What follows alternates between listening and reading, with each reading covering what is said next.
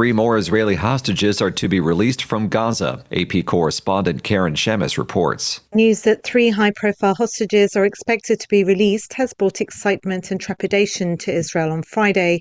The men include Yardan Bibas, who is the father of the youngest captives held in Gaza. The men's release would be the 4th since a ceasefire between Israel and Hamas came into effect this month. In its first phase, 33 Israeli hostages are expected to be freed in exchange for nearly 2,000 Palestinians held in Israeli prison. I'm Karen Shemes. Since marching into Eastern Democratic Republic of Congo's biggest city, Goma, some services have been restored and the border with Rwanda reopened as M23 rebels try to establish an administration that could be key to the success of their offensive. Reuters correspondent David Doyle has more. At a press conference, Corneille Nangaa, head of the Congo River Alliance that includes M23, said they had found Goma to be a wounded city, traumatized and fearful. We are here in Goma to stay as Congolese and to protect the population against threats. We will continue the march of liberation all the way to Kinshasa. The border with Rwanda, a lifeline for the city, has reopened. And M23 officials said they had trained up hundreds of administrators who were ready to deploy.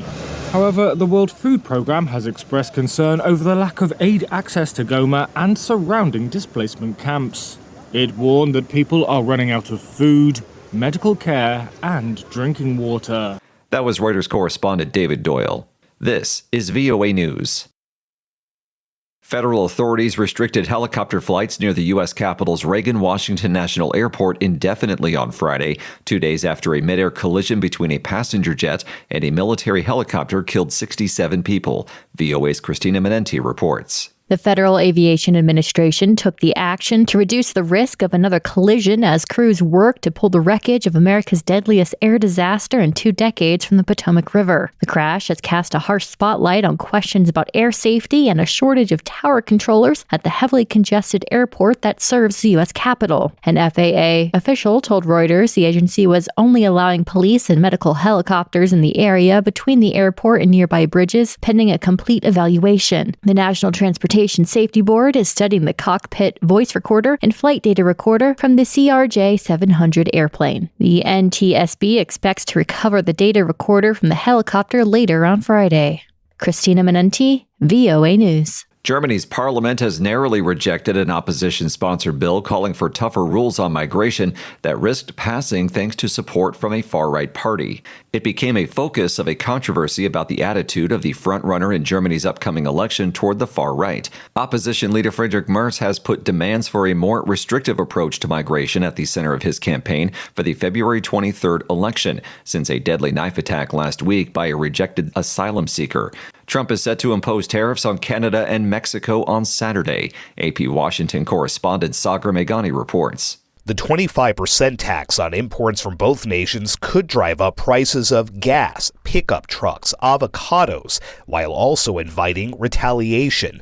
Ontario's premier has vowed to pull American alcohol off province store shelves. The tariffs threaten to blow up the trade deal the president himself negotiated with both Mexico and Canada in his first term. It's the largest, fairest, and most advanced trade deal ever reached by any country. The president says the tariffs are designed to push the two nations to work harder towards stopping the undocumented immigrant and fentanyl flow into the U.S. Sagar Meghani at the White House. An Italian appeals court has refused to approve the speedy expulsion of 43 asylum seekers detained in Albania under a controversial migration deal to move the proceedings beyond European Union borders.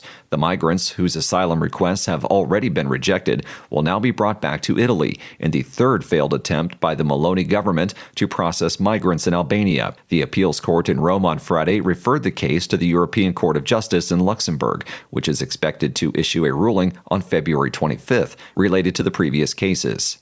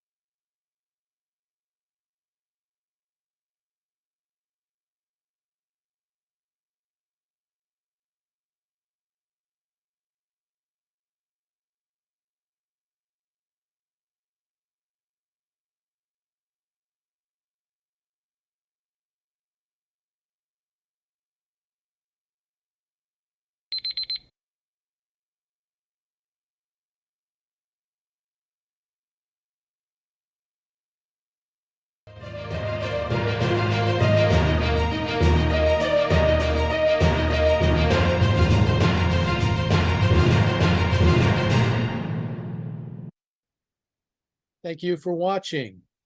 Can you do me a favor? Please leave a comment in the comment section below. That would really help. Thank you, and see you again soon.